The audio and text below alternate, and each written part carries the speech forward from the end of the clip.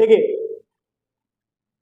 इसमें क्लास 10 गणित समांतर श्रेणी अर्थमेटिक प्रोग्रेशन और प्रश्नावली 5 के सवाल नंबर दूसरे का 8वां है। इसमें करना क्या है, हमको पहले बताना है कि यह श्रेणी कौन सी श्रेणी है, समांतर श्रेणी है कि नहीं। अगर समांतर श्रेणी रहेगा तो हमको इसका अगला 3 पद ज्ञात करना होगा। अगर समांतर श्रेणी नहीं रहेगा उसका हमको अगला 3 पद ज्ञात करना नहीं है। ठीक है, आइए लगाते हैं। देखिए क्योंकि प्रथम पद नहीं पूछा फिर भी बता रहे हैं, आपको आगे सवाल आएगा तो चले आपको लगा मेहनत नहीं करना हो। प्रथम पद को ए से प्रदर्शित करते हैं। तो पहला पद क्या है, -1.1.2। ठीक है, अब आपको क्या बताना है, सारवांतर। देखिए हमको कम से कम 1 2 3 बार लगाना पड़ेगा तभी आए, इसलिए हम उसको D1 बोल देते हैं। सारवांतर D1 बराबर, तो पहले क्या होता है A2 माइनस क्या A1, तो A2 क्या है -3.2, फिर माइनस, यहां पर माइनस इसलिए कोष्टक लगा देंगे -1.2। ठीक है, अब कोष्टक खोलेंगे चिन्ह बदल जाएगा, माइनस माइनस प्लस 1.2।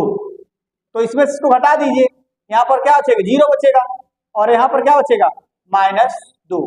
तो दशमलव है, 0 को कोई वैल्यू नहीं, 0 खत्म हो जाएगा, मान लीजिए ये आया।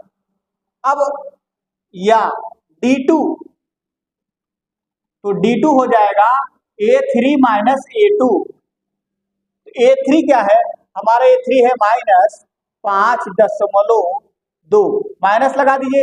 A2 को मान क्या है -3.2। कोष्टक खोलिए,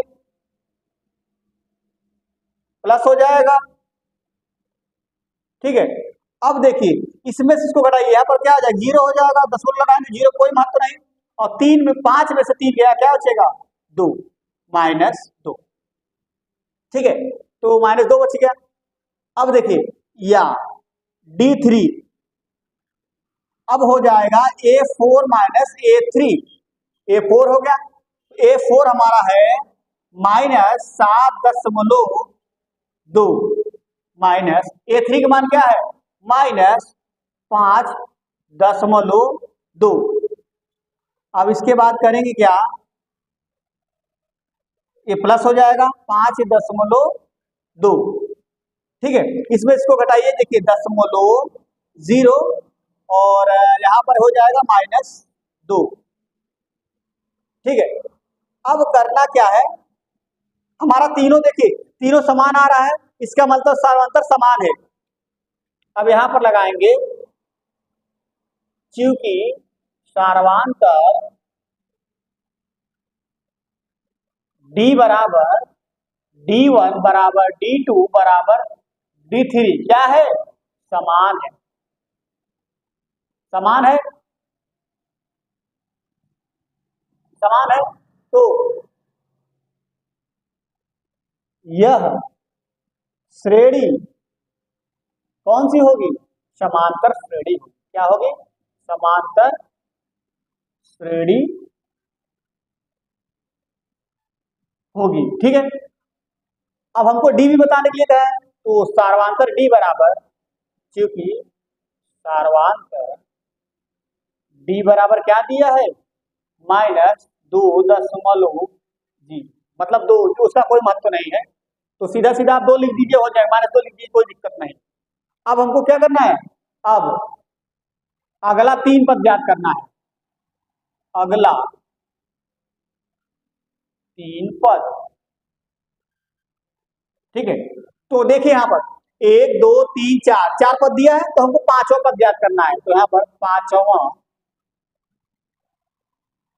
पांचवा पद, तो 5वां पद A5, तो A5 कह रहा है, तो इसी में जो पद दिया है इसी में सारवांतर को जोड़ दीजिए। तो सारवांतर क्या है, मान लीजिए यहाँ पर, तो -2.0। अब देखिए -7.2 माइनस प्लस माइनस -2.0, जीरो। अब इसको जोड़ेंगे तो हो जाएगा, देखिए इसमें से घटाएंगे यहाँ पर घट जाएगा, क्योंकि माइनस समान चिन्ह जोड़ देंगे तो -2 हो जाएगा।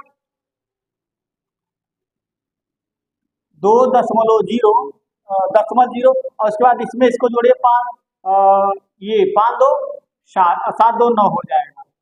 तो माइनस कितना आएगा आपका 9।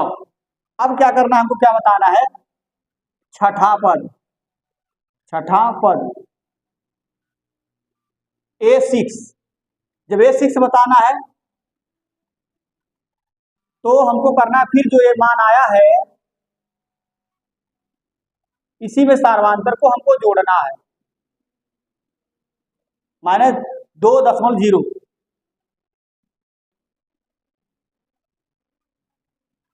-0।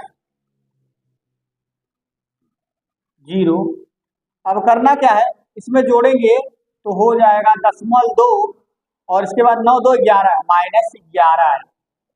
अब हमको बताना है तथा सातवां पद, सातवां सातवां पद, सातवां पद A7।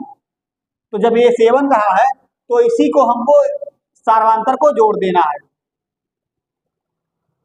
सार्वांतर क्या है, -2.0।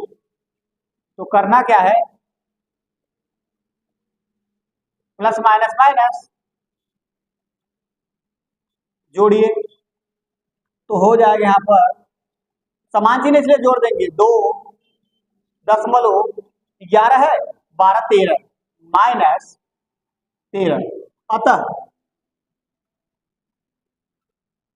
D बराबर -2.0 और 3 पद,